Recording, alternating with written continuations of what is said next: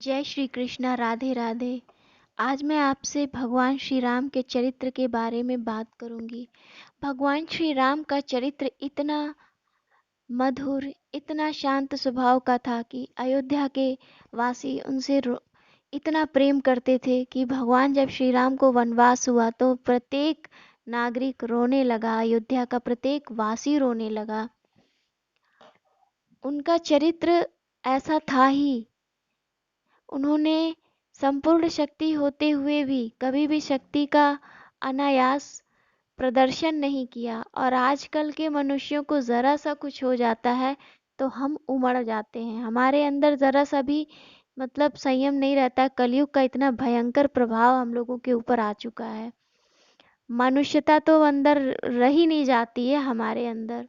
थोड़ा सा भी अगर हमें कुछ मिल जाए तो हम इतना खुश हो जाते हैं, या फिर इतना अहंकार में डूब जाते हैं कि अगले आदमी को पता चल ही जाता है कि हाँ, हम कितने पानी में हैं।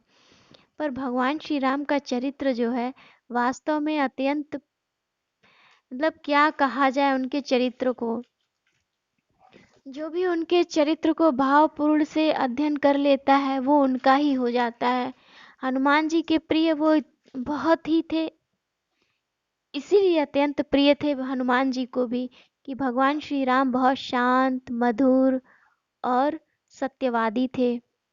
पिता की आज्ञा के लिए उन्होंने इतना कठोर तप किया। संपूर्ण जीवन तो उनका वनवास में ही बीत गया। अंतिम समय में भी जब राज्य करने को आया तो माता सीता को वनवास दे दिया गया। उनका संपूर्ण जीवन ही ऐसे ही बीता। फिर भी उन्होंने अपनी शक्ति का प्रदर्शन नहीं किया। अपने मन पर विजय पा रखा था उन्होंने। हमारे आज की युवा पीढ़ी इससे बहुत कुछ सीख सकती है, लेकिन सीख नहीं पाती है। क्यों? क्योंकि हमारे घर से अब रामायण गायब हो चुकी है। रखी तो है पर पढ़ने को फुर्सत किसको। और कोई पढ़ता भी है तो भाव की भी बात है। कुछ लोग इतना ज़्यादा कर देते हैं कि बच्चे भाग जाते हैं, नहीं पढ़ना पसंद करते हैं। किसी चीज़ की अति जो होती है वो बहुत बुरी होती है। अगर हम प्रवचन को सुनते हैं, होता है ये हर जगह होता है, हम लोगों के अंदर भी होता है।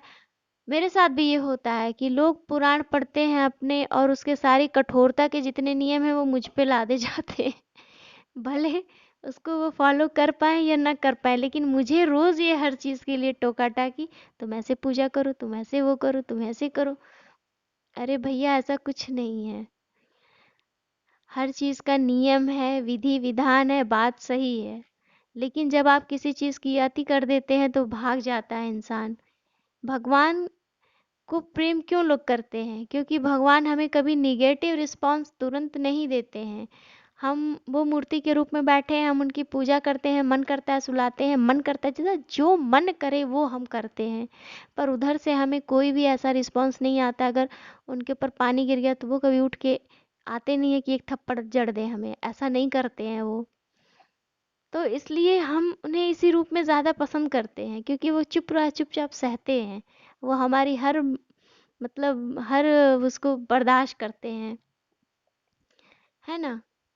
तो भगवान का चरित्र ऐसा ही होता है, और हम ऐसा ही पसंद भी करते हैं कि हम जो बोलें अगला आदमी बस चुपचाप पे सुनता रहे, वो हमें कोई भी रिस्पॉन्स ना दे।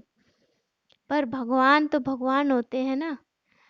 भगवान श्री राम के साथ बहुत कुछ हुआ, लेकिन उनके भाइयों में देखिए कितना प्रेम था, है ना? चाहते तो सब जानते, सब ले सकते थे, पर सबको ये बात का ज्ञान था कि संसार में सब कुछ नश्वर है। हम जीवन जीने आए हैं और हमें प्रेम पूर्वक अपना जीवन व्यतीत करना है।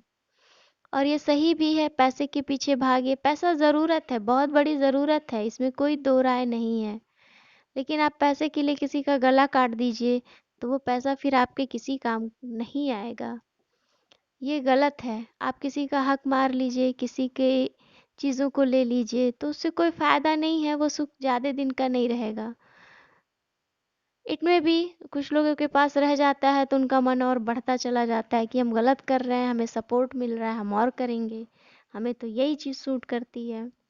खैर, अपनी अपनी किस्मत है। जो शांत है वो बेहद शांत है, भगवान श्री राम के चरित्र से अगर हम कुछ अध्ययन कर सकें तो बहुत बड़ी बात है। मैंने कोई बहुत गहन अध्ययन नहीं किया, किताबें नहीं पढ़ी, लेकिन मैंने जहाँ तक सुना है सिर्फ इतना ही मैं समझ पाई कि भगवान श्री राम बहुत सीधे, सरल और शांत स्वभाव के थे।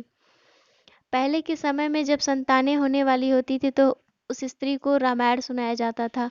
भगवान श्री राम का चरित्र बार-बार पढ़ने के लिए कहा जाता था, ताकि उसकी आने वाली संतानें जो हैं, वो भगवान श्री राम के चरित्र की हों। पर आज के समय में ऐसा नहीं है। अब लोग डॉक्टर के पास जाओ तो वो हमेशा बोलते हैं ना, प्रसन्न रहिए, खुश रहा करिए, है ना? तो उसके पीछे वजह होती है कि जो आपका आने वाला वंश है, जो आने वाली संतानें हैं, वो किस तरह की होंगी, वो एक स्वस्थ मस्तिष्क की हों, इसलिए भगवान के चरित्र का अध्ययन कराया जाता था। आज भी है, कहीं-कहीं है, कम हो चुका है पहले की तुलना में। ईश्वर के प्रति हमारी असीम श्रद्धा हो, असीम प्रेम हो और उनके चरित्र का अगर हम मतलब थोड़ा भी अगर कुछ कर सकें तो हमारा बहुत बड़ा कल्याण हो जाए, भगवान की बहुत बड़ी हम पे कृपा हो जाए।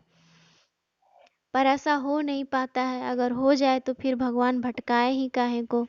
पर हमें तो भटकना है, इसलिए हमें निगेटिव चीज़ें ज़्यादा अच्छी लगती हैं। हम करते भी हैं, मन भर के करते हैं। अगर ज्ञान प्रवचन कथा में भी सुनने बैठ जाए तो हम बस वही सुन के मगन हो जाते हैं, अरे उसमें तो निंदा कर रही है, मेरे बगल वाले को कह रहे हैं। हम ये सोच के बड़ा खुश हो जाते हैं, है ना? पर ये नहीं पता है कि वो हमारे ही जैसे लोगों के लिए है। हम कथा सुनते हैं, प्रवचन सुनते हैं आत्मसात करने के लिए। ईश्वर के चरित्र को सुनते हैं किस लिए? ईश्वर के चरित्र का बार-बार हर जगह वर्णन क्यों किया जाता है? कहीं न कहीं तो ईश्वर का हम अंश हैं। हम जो अनुभूति करते हैं शायद कहीं न कहीं ईश्वर भी वो अनुभूति करते हैं, हमसे जुड़े हुए हैं। इसलिए तो ईश्वर का चरित्र इतना ज़्यादा महत्वपूर्ण है मनुष्य के जीवन में। वरना ये किताबें, ये रामायण हमारे लिए ही क्यों लिखी जाती? इसे तो कौवा पे कोई भी जीव पढ़ सकता था, किसी के लिए भी लिख सकते थे, लेकिन ये मनुष्य के लिए ही क्यों लिखी गई है? क्योंकि मनुष्य शायद भगवान को लगता रहा होगा कि थोड़ा समझदार होगा, इसलिए उन्होंने हमें ये ज्ञान प्रदान किया।